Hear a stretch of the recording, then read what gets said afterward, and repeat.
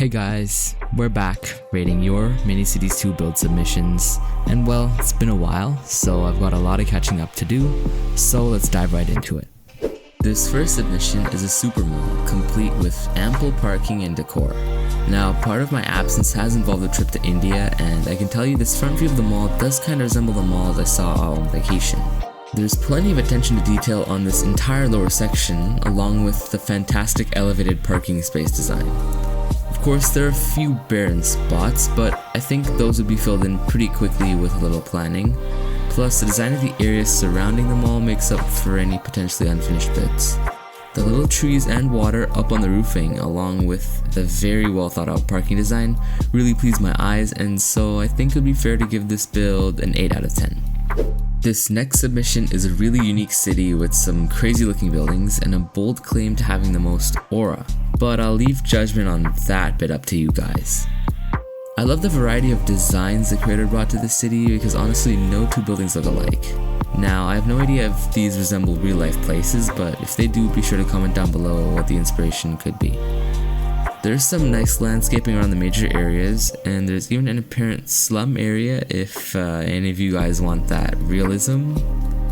The night view of the city is great thanks to the neon materials that all these buildings used.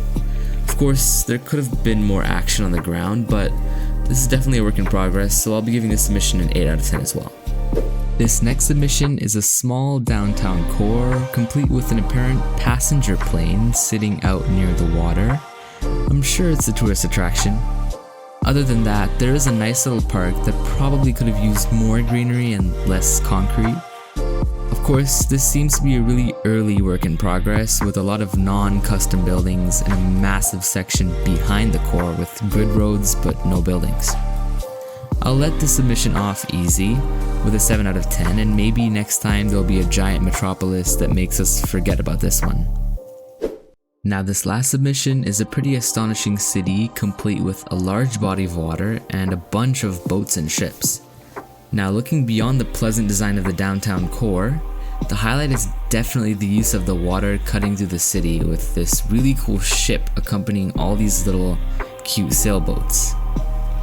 The port area definitely completes the design of the city, and there's very little to complain about here.